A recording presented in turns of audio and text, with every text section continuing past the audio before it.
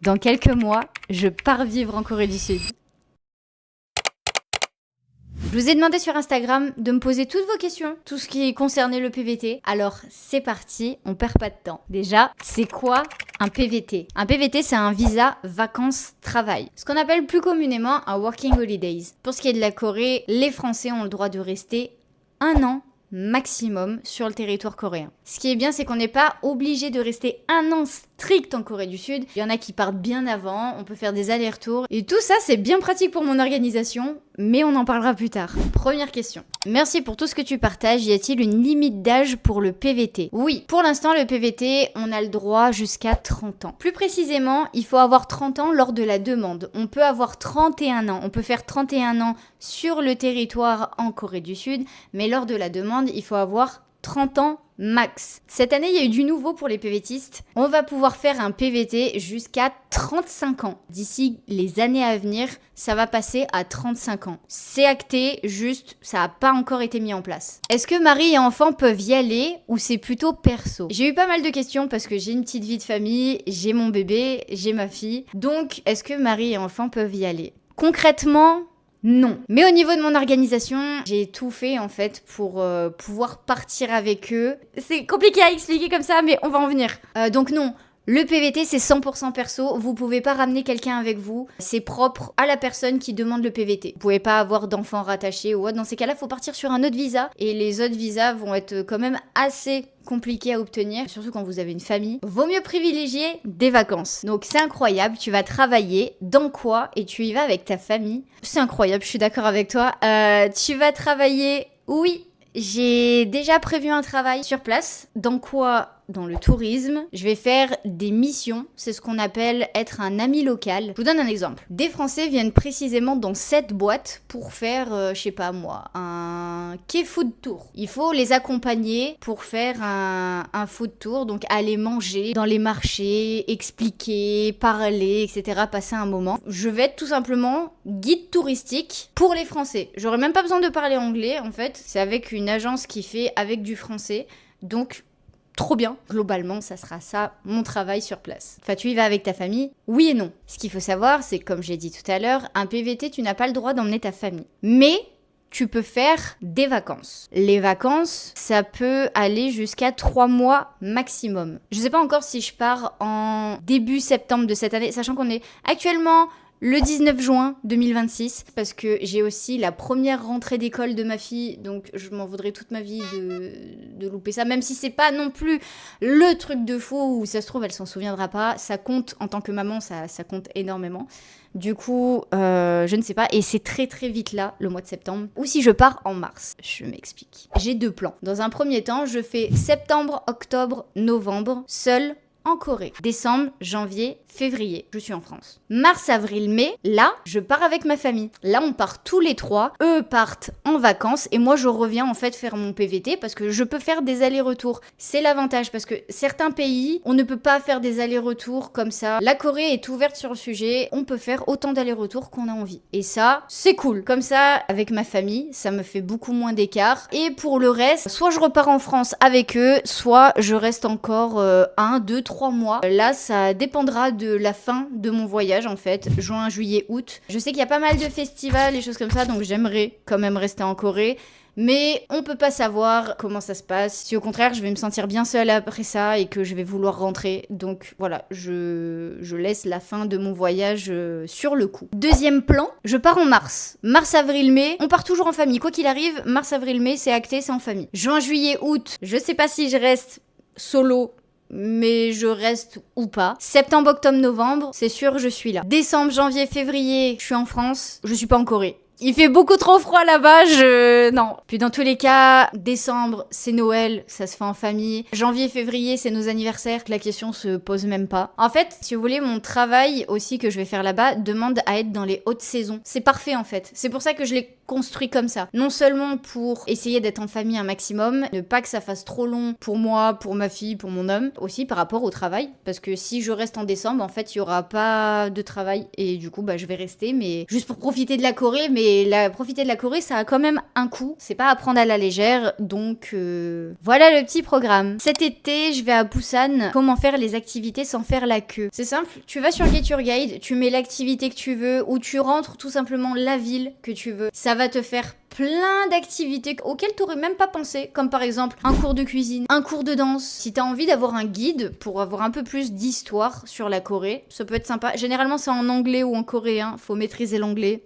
Petite chose à savoir. Je sais qu'il y a des coupes-fils, il y a des choses comme ça sur Get Your Guide. Je t'invite à mettre mon petit code promo qui te fait gagner 5%. C'est toujours ça de gagner. Comment faire la demande? Alors pour faire la demande de PVT, personnellement, je l'ai pas encore faite. C'est prévu, je vais faire mon PVT, c'est acté, mais les démarches sont pas lancées parce que je ne suis pas sûre en fait de commencer en septembre ou en mars. Et en fonction de ça, une fois qu'on a fait la demande, on a 6 mois pour se rendre dans le pays. Donc si je fais la demande maintenant et que je veux partir, imaginons en mars, je ne pourrai pas. Ça sera trop tard. Soit il faut que je me dépêche très très vite pour aller en septembre, soit il faut que je fasse plus loin pour le faire en mars. Donc pour faire la demande, il y a plusieurs choses à savoir. Je t'invite à aller sur le site des PVTistes. C'est très très très complet. Ils te disent tout ce qu'il y a à savoir. Il y a vraiment beaucoup de choses à prendre en compte.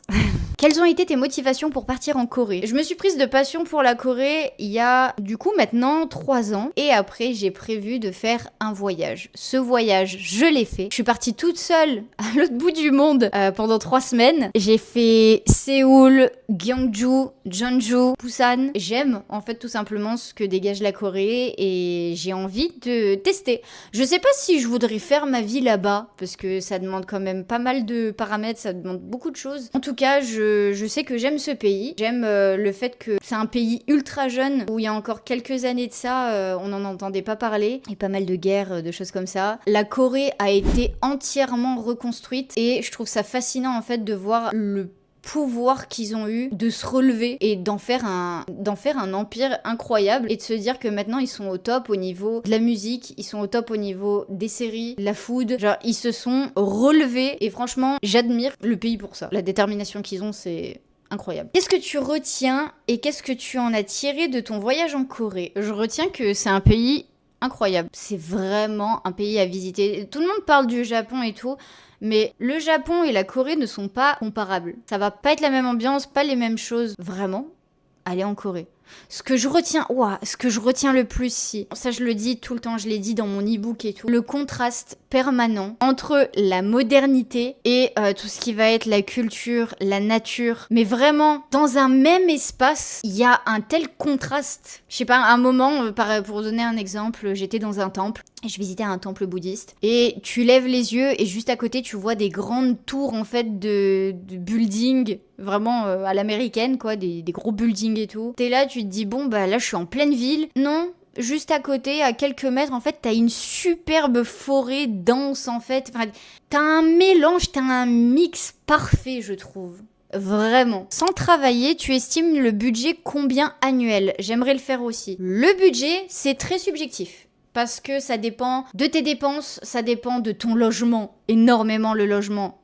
Ne pas prendre à la légère le logement. Ça dépend si t'es prêt à faire des économies. Si au contraire, tu veux vraiment full confort, manger tous les jours au resto, vraiment un an complet sans travailler, ah là, peut-être du 50 000 €, ouais, par là. Tout dépend. Déjà, moi j'ai du mal à savoir mon budget. J'estime qu'il sera entre 10 000... 15 000, 20 000 peut-être, parce qu'il y a aussi la partie famille, donc on va payer 3 fois plus.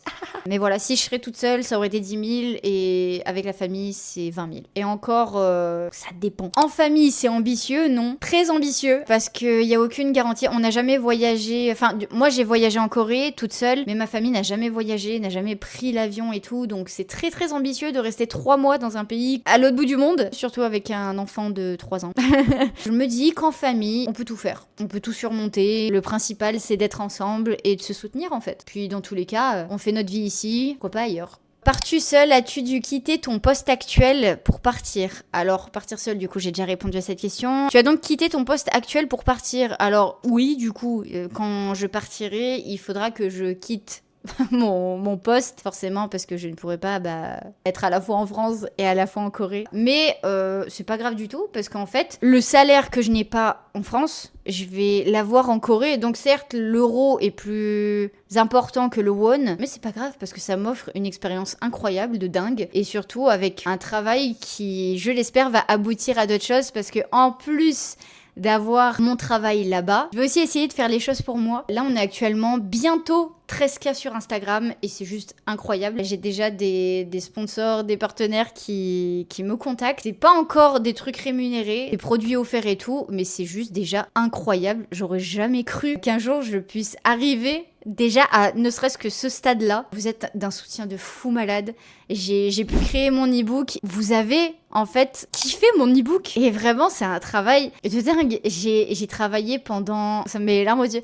J'ai travaillé pendant 5 mois dessus. Donc vraiment, c'est un truc qui me tient à cœur. J'ai toujours voulu vivre des réseaux. C'est tout bête. Ça peut être mal pris. Mais globalement, je sais que depuis 2017, depuis que j'ai été à la Vidéo City Paris, j'avais dit dans le public, quand je regardais les youtubeurs sur scène, j'étais là en mode, je veux être là. Je veux être là en fait, je veux être là-bas, c'est pas ma place ici. Je veux être créateur. Et à l'époque, on n'avait pas les influenceurs, on n'avait pas tout ça. C'était pas autant un business. Du coup, maintenant, c'est un peu mal pris parce que c'est en mode, ah, tu veux faire de l'argent? Oui, c'est normal de faire de l'argent. Tu crées du contenu, c'est un travail. Les gens pensent trop que c'est hyper facile. Ce n'est pas facile du tout. Depuis 2017, je suis sur les réseaux. On est en 2026. Je sais pas si vous vous rendez compte le temps que ça fait. Et il y a que depuis l'année dernière, il y a que depuis 2025 où je me suis dit, let's go, en fait. On va continuer, on va faire vraiment quelque chose. Vous avez adhéré, en fait. Vous avez totalement adhéré. Moi, j'ai juste parlé de ma passion pour la Corée. Et c'est juste incroyable, parce que j'ai fait mon voyage en Corée. On est 13K, bientôt. Là, j'essaye de me remettre un petit peu sur YouTube et tout. Et waouh, quoi. Et là, j'ai sorti mon e-book. J'ai fait des ventes avec mon e-book. J'aurais jamais cru, pour le coup. Je me suis dit, je vais lancer un truc. Ça se trouve, ça va, comme pour les autres fois, ou tu vois, ça va bider. Non, pas du tout. Vous avez kiffé mon e-book et j'en ai que des retours positifs. Et je me dis, l'aventure, elle ne fait que commencer. Je pensais qu'à arriver vers... Là, j'ai 28 ans. Je me suis dit, arriver vers les 30 ans, c'est fini. C'est fini en fait, tu peux plus rien faire et tout. Pas du tout. C'est là où tu sais ce que tu veux, c'est là où tu te réinventes, c'est là où tu sais ce que tu veux faire. Et je sais ce que je veux faire. Et là, va y avoir un site dans pas longtemps qui va sortir, je l'espère, parce que ça prend un peu de temps quand tu es en famille, ce qui prend peut-être 2 semaines pour certains. Moi, ça va prendre 6 mois à le faire. Je vais proposer des articles autour de la Corée. Ça va être un blog full Corée. Je vais vous mettre mes e-books dessus parce qu'on a un guide complet, mais on va pas s'arrêter là. On va faire des mini e-books et sur plein de sujets différents. Vous en faites pas. Je vais essayer de vraiment créer mon business autour de moi, de ma passion pour la Corée, parce que est-ce que le but, c'est pas en fait de vivre de sa passion ? Tout simplement. J'en parle pas encore parce que j'ai pas envie de me porter la poisse. Mais je vais aussi proposer des petites choses quand je serai en Corée. J'ai trop hâte. J'ai trop hâte de vous en parler, mais surtout j'ai trop hâte de le vivre en fait. Ça va être incroyable. Sais-tu déjà ce que tu vas faire pendant ce PVT? Travail mi-temps prévu? Si oui, quel secteur? Alors, je sais déjà ce que je vais faire, je vous ai parlé du tourisme, mais je vous ai pas parlé effectivement du travail à mi-temps. Parce que quand tu es en PVT, tu as le droit de faire un 25 heures max par semaine. Mais sachez qu'un PVT, oui, vous ne pouvez pas faire un 35 heures. Si vous voulez faire un 35 heures, vous passez dans la catégorie visa de travail. Et pour faire un visa de travail, c'est pas simple du tout parce que vous devez avoir une entreprise qui vous sponsorise. Ou alors vous êtes déjà dans une grosse boîte et vous faites un échange là-bas en fait. Vous y allez pour le travail mais c'est votre boîte qui vous envoie. Si c'est vous qui allez travailler là-bas, il faut avoir des preuves de travail, il faut être sponsorisé par une entreprise et il faut que l'entreprise se porte garant et dise à l'État pourquoi un Coréen ne correspond pas à ce poste et pourquoi vous correspondez mieux. Vous voyez à quel point c'est hyper dur. Franchement, on rentre pas comme ça à faire un travail en Corée. C'est non. Vous le savez, un PVT, c'est le principe. C'est pour faire vacances-travail. Donc, vous pouvez pas faire full travail. il vous faut des vacances. Il faut partir en ayant déjà un travail sur place où ce n'est pas obligatoire. C'est pas obligatoire du tout. Tu peux y aller et trouver un travail sur place, mais je vous conseille d'avoir un travail déjà avant, ou d'avoir une promesse, quelque chose. Beaucoup de PVTistes reviennent parce qu'ils ont pas eu les fonds suffisants et ils se disent « Oh merde, j'ai pas de travail ». En Corée, c'est hyper compliqué d'avoir un travail parce qu'ils demandent de parler coréen, avoir un très très bon niveau de coréen, genre Topic 5. Vous pouvez avoir le meilleur niveau d'anglais et de coréen possible. Même ça vous garantit pas d'avoir un travail. Parce que là-bas, ils favorisent d'abord le travail aux étudiants coréens. Ce qui est totalement normal. Dans un pays, c'est totalement logique de privilégier d'abord son peuple, je trouve. Du travail, il y en a pas beaucoup pour les étrangers. Il y a pas beaucoup d'entreprises qui sont aussi ouvertes aux étrangers. Il faut dire que le pays est très récent, donc c'est totalement normal en fait. Faut juste en prendre conscience. Essayez de viser des boîtes un peu françaises, des choses comme ça. Pareil, si vous avez un diplôme, ça peut être mis en avant. Mais le mieux, c'est de partir en ayant déjà un travail. Voilà, je pense qu'on a fait le tour un petit peu sur les questions autour du PVT. En tout cas, j'ai répondu, je pense, à un max de questions. Les questions se ressemblent énormément, je vais pas toutes les mettre. Je pense que vous savez tout. Si on m'a demandé aussi quelles